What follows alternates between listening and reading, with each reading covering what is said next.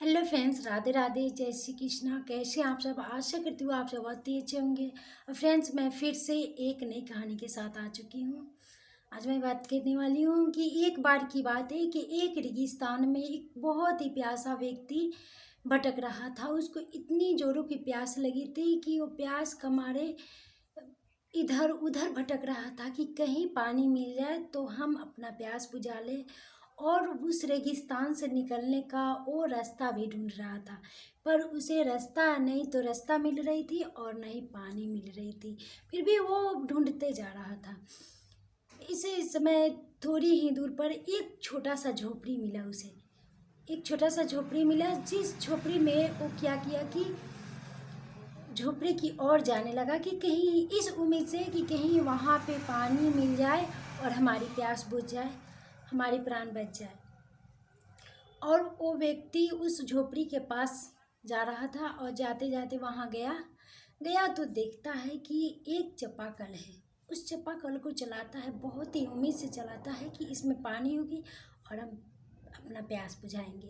पर क्या होता है कि उस चापाकल को वो व्यक्ति चलाता है, पर वो चापाकल क्या होता है कि नहीं चल पाता है।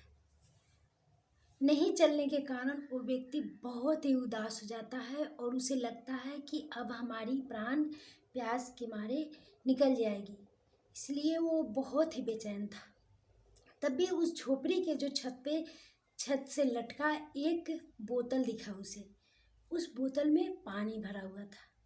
वो बोतल झट से उतारा और अपने मुंह में डालने की प्रयास किया। तब भी देखता है कि उस बोतल पे एक लिखा हुआ कागज चिपकाया हुआ था। उस कागज पे लिखा हुआ था कि इस पानी को चापाकल को चालू करने में उसको उपयोग करें, पीने में नहीं। और चापाकल को चालू करके पिए और फिर वापस इस डिब्बे को भर करके फिर से उस छत में लटका दिया जाए। फिर क्या हुआ कि वो व्यक्ति सोचने लगा कि पी जाऊं कि चापाकल चालू करूं। अगर चालू नहीं हुआ तो हमारी प्यास भी नहीं बुझेगी और हम क्या होंगे कि हम प्यास के मारे मर जाएंगे अगर चालू नहीं हुआ तो।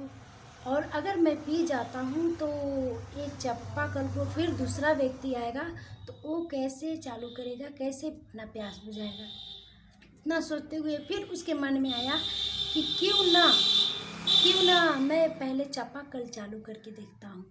फिर क्या हुआ कि वो चापाकल में पानी डाला और चलाया पानी चली, बहुत ही सुंदर स्वादिष्ट मीठा पानी निकला। और उस पानी को पी करके अपना प्यास बुझाया। ठंडा स्वादिष्ट, सॉरी इसमें भी स्वादिष्ट आ जाता है। अपना प्यास बुझाया और क्या किया कि फिर से उस बोतल में पानी भरा और उस छत से लटका दिया। जहाँ पे वो लटकाया हुआ था वहाँ पे लटका दिया। फिर सोचने लगा कि अब यहाँ पे हम यहाँ से इस मरुस्थल से कैसे निकले, इस रेगिस्तान से कैसे निकले। तो फिर झोपड़ी की तरफ बहुत ही उम्मीद से देखता है। तब भी देखता है कि एक कलम और एक कागज एक डिब्बे में रख करके लटकाया हुआ था। उस डिब्बों को खोलता है तो उसमें एक कागज रहता है। उस कागज पे लटकाया हुआ था। फिर उस कागज को खोल के देखता है तो उस रेगिस्तान से निकलने का रास्ता मिलता है। फिर वो व्यक्ति भगवान को धन्यवाद बोलता है और फिर से उस कागज को उसी डिब्बे में करके रख देता है और चल देता है। फिर चलता है तो कुछ ही दूर पर फिर उसको याद आती है। फिर लौट की झोपड़ी के पास आता है और उस डिब्बे पे लिखता है कि आप इस पानी से चापाकल चालू करें, चापाकल चालू हो जाएगा। फिर क्या हुआ कि वो व्यक्ति उस जगह से चल दिया, खुशी खुशी चल दिया। और इस कहानी से दोस्तों हमें यही सीख मिलती है कि जब हम बहुत ही निकट परिस्थितियां में रहते हैं तो भगवान हमारी परीक्षा लेते हैं। और जब परीक्षा पूरी हो जाती है, हम अपना आस नहीं तोड़ते, हम उस आस पे टिके रहते हैं तो हम सफल अवश्य ही होते हैं। जैसे उस व्यक्ति ने प्यास से तड़प रहा था और अपना आस नहीं छोड़ा कि कहीं मुझे पानी नहीं मिलेगा। ये उसको आस थी कि हमें पानी मिल जाएगी। फिर तो वो व्यक्ति प्रयास में लगा रहा और उसे पानी भी मिल गई, और पानी के साथ साथ ईश्वर ने उसे रास्ता भी दिखा दिए, और वो व्यक्ति उस रेगिस्तान से बाहर निकल गया।